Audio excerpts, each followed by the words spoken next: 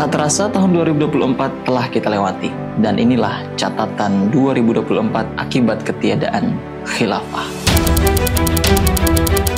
Tragedi yang terus berlangsung di dunia Islam, dari kelaparan di Afghanistan dan Yaman hingga penghinaan terhadap Islam di Barat, adalah akibat langsung dari penjajahan Barat yang telah berlangsung selama berabad-abad.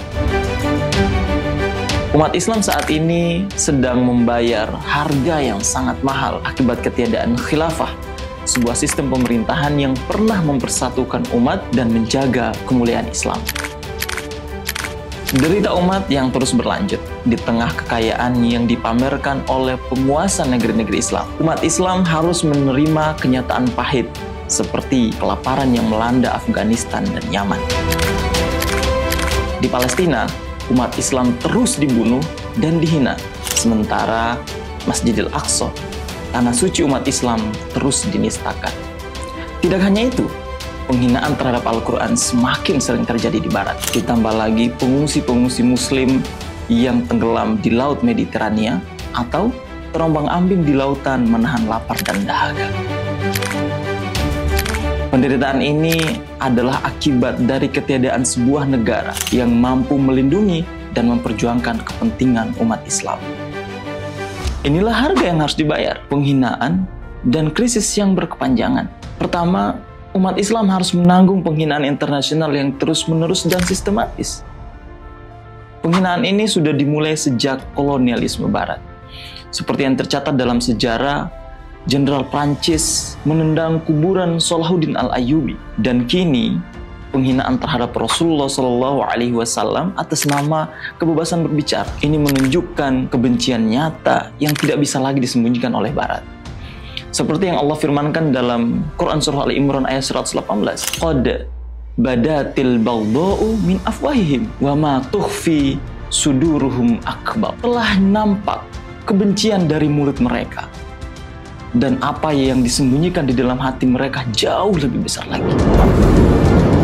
Kedua, ketiadaan khilafah menciptakan krisis yang terus berlarut. Krisis ekonomi menyebabkan kelaparan dan kemiskinan. Krisis politik yang mengarah kepada konflik internal dan perang antar negara-negara muslim. Serta konflik sosial yang menyebabkan tingginya tingkat kriminalitas menjadi kenyataan yang dialami oleh umat Islam. Semua ini terjadi karena umat Islam kehilangan kendali atas urusan mereka sendiri, terjajah politik Barat, dan dipimpin oleh pemimpin yang lebih mementingkan kepentingan penjajah asing daripada rakyat mereka.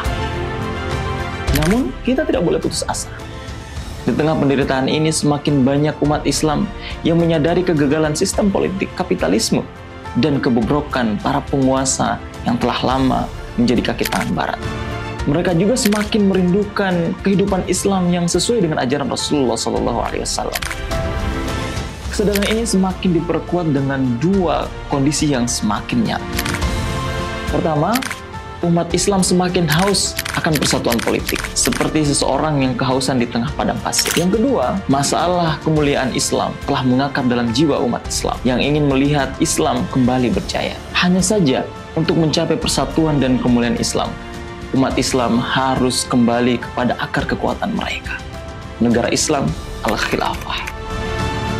Seperti yang pernah disampaikan oleh Sayyidina Umar bin Khattab radhiyallahu anhu, kita dahulu adalah umat yang paling hina, lalu Allah memuliakan kita dengan Islam. Maka betapapun kita mencari kemuliaan selain dengan apa dengannya Allah memuliakan kita, maka Allah menghinakan kita. Inilah kesempatan emas untuk mengembalikan kekuasaan kepada Islam. Perubahan ini membutuhkan ahlu quwah, para penguasa yang memiliki kekuasaan dan kekuatan yang siap memberikan kekuasaan kepada umat Islam. Barat telah kehilangan kemampuan untuk menghasilkan penguasa yang mempersatukan umat Islam. Selama ini negara-negara Barat sibuk dengan masalah internal mereka, seperti krisis ekonomi, pandemi, perang Ukraina, dan kebangkitan Cina. Semua ini memberi peluang bagi kaum muslim untuk mengambil alih dan mengubah dunia Islam.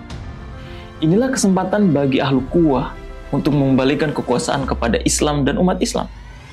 Inilah saat yang harus dimanfaatkan dengan sebaik-baiknya sebelum terlambat. Persatuan umat Islam hanya akan terwujud dengan tegaknya khilafah ala minhajin nubuwah, sebuah sistem pemerintahan yang menjadikan Islam sebagai pedoman hidup, seperti yang diajarkan oleh Rasulullah Shallallahu Alaihi Wasallam. Perubahan ini membutuhkan kesadaran yang utuh dari umat Islam bahwa persatuan dan kemuliaan Islam tidak akan terwujud kecuali dengan tegaknya khilafah. Inilah perjuangan yang harus diteruskan, karena hanya dengan sistem khilafah yang mengikuti manhaj kenabian, umat Islam akan kembali menjadi umat yang mulia di mata Allah Subhanahu wa taala dan kembali berjaya di dunia.